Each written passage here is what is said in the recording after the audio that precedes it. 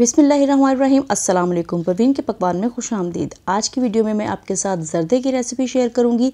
ऐसा ज़र्दा जिसके चावल बिल्कुल अलग अलग होंगे, एक एक दाना अलग अलग गिरेगा, बिल्कुल भी जुड़े हुए चावल नहीं होंगे। जिन्होंने कभी ज़र्दा नहीं बनाया वो भी अगर इस रेसिपी को स्टेप बाय स्टेप फॉलो करें तो पहली ही दफ़ा में बहुत अच्छा ज़र्दा बना सकते हैं। तो वीडियो को फुल वॉच कीजिएगा और स्टेप बाय स्टेप रेसिपी को फॉलो कीजिएगा, तो इंशाअल्लाह आप मुझसे भी ज़्यादा अच्छा ज़र्दा बना सकते हैं। तो आइए इसको बनाते हैं। इससे पहले छोटी सी रिक्वेस्ट है, अगर ये रेसिपी अच्छी लगे तो लाइक और शेयर ज़रूर कीजिएगा, और अगर चैनल पर नहीं तो सब्सक्राइब भी कर लीजिएगा। सबसे पहले एक पतीले में पानी ले लेना है, काफ़ी सारा खुला सा पानी लेना है, और उसके बाद डाल देना है हाफ़ टी स्पून नमक और 1 टीस्पून डाल देना है इसके अंदर ज़र्दा फूड कलर। इसको डाल के अच्छी तरह से मिक्स करेंगे और देखेंगे कि हमारा कलर ठीक है या नहीं। अब मुझे थोड़ा सा कम लग रहा है तो मैं थोड़ा सा इसके अंदर और ऐड कर दूंगी ताकि थोड़ा सा डार्क कलर आ जाए इसका।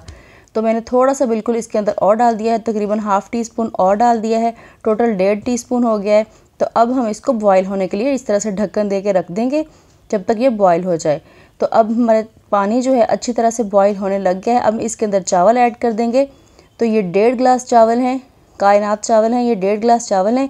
और 1 घंटा पहले मैंने इसको साफ़ करके धो के तो मैंने इसको गर्म पानी में भिगो के रख दिया था। आपने इसको गर्म पानी में भिगो के रखना है और कम से कम 1 घंटा पहले आपने इसको भिगो के रखना है। तो अब चावलों को डाल के इस तरह से हल्के हाथों से हिला देंगे और बॉईल होने के लिए इनको छोड़ देंगे। तो पानी हमने इसके अंदर खुला डालना है, तकरीबन मैंने इसके अंदर हाफ़ पतीला पानी डाला है। तो आप देख सकते हैं कि अब ये इसमें काफ़ी ज़्यादा पानी है, तो अच्छी तरह से इसमें बॉईल हो जाएंगे। और बॉईल हमने इनको स्लो फ्लेम पे बिल्कुल नहीं करना, हमने इसको हाई फ्लेम पे बॉईल करना है ताकि अच्छे से हमारे चावल बॉईल हो जाएं, खिले खिले से चावल बने। तो देखें, अभी मैं देख लेती हूँ कि ये कितने बॉईल हो चुके हैं। हमने इनको तकरीबन 80 से 90% कुक कर लेना है, बाकी जो हैं वो दम के अंदर पक जाएंगे। तो देखिए हमारे चावल अच्छी तरह से पक चुके हैं, तकरीबन इसके अंदर 10% अभी कसर रह गई है और बाकी 90% ये कुक हो चुके हैं। तो अब मैं इनको निकाल लूँगी। अब मैं एक कढ़ाई में कुकिंग ऑयल ऐड करूँगी। अगर आपके पास कुकिंग ऑयल है तो आप कुकिंग ऑयल यूज़ कर लें, अगर आपके पास घी है तो घी यूज़ कर लें। तो अब मैंने तकरीबन पौना कप इसमें डाल दिया है कुकिंग ऑयल और 2 अदद इलायची इसमें डाल दी हैं। और अब मैं इसमें चीनी डाल रही हूँ। चीनी मैंने 1.5 गिलास डाली है, क्योंकि मैंने 1.5 गिलास चावल लिए थे तो मैंने इसके अंदर 1.5 गिलास ही चीनी ऐड की है। अगर आपको मीठा कम पसंद है, हल्का मीठा खाते हैं, तो फिर आप इसमें से 2-3 चम्मच कम कर लें। और आधा कप मैंने इसके अंदर डाल दिया है दूध और आधा कप मैं इसके अंदर डालूंगी पानी। अगर आपके पास दूध नहीं है तो आप इसके अंदर सारा का सारा पानी भी ऐड कर सकते हैं, यानी कि आप इसके अंदर 1 कप पानी यूज़ कर लें। दूध यूज़ करने से ये होता है कि हमारे जो चावल हैं वो नरम बनते हैं, तो इसलिए मैंने इसके अंदर थोड़ा सा दूध ऐड कर दिया है। अब हम चीनी को मेल्ट करेंगे। बहुत ज़्यादा हमने इस शीरे को पकाना नहीं है, सिर्फ हमने चीनी को मेल्ट करना है। और जैसे हमारी चीनी मेल्ट होगी हम इसके अंदर चावल ऐड कर देंगे, इसको ज़्यादा पकाना नहीं है। तो अब मैंने इसके अंदर चावल ऐड कर दिए हैं। तो आप देख सकते हैं कितने खिले खिले चावल बॉईल हुए हैं। अब इस तरह से हल्के हाथों से मैं इसको मिक्स कर दूंगी ताकि सबके अंदर शीरा मिक्स हो जाए। और फिर हम इसको मीडियम फ्लेम पे हम इसका पानी खुश्क कर लेंगे। तकरीबन मीडियम टू हाई फ्लेम पे हम इसका पानी खुश्क कर लेंगे।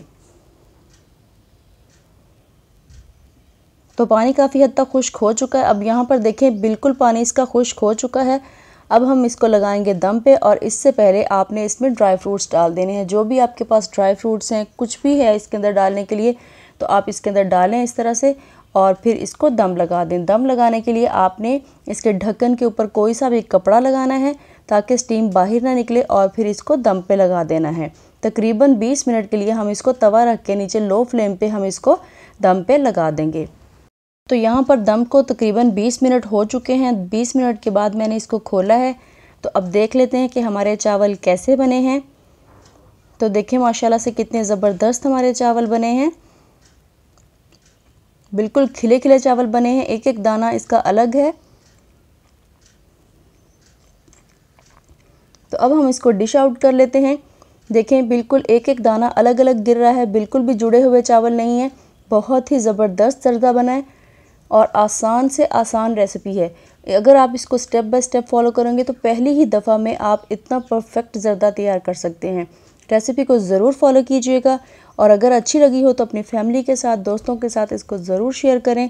चैनल पे पहली दफ़ा आए हैं तो चैनल को ज़रूर सब्सक्राइब कर लें और बेल आइकन को प्रेस कर लें ताकि मेरी आने वाली तमाम वीडियोज़ आप तक पहुँचती रहें। इसी के साथ परवीन के पकवान को दीजिए इजाज़त। अल्लाह हाफिज़।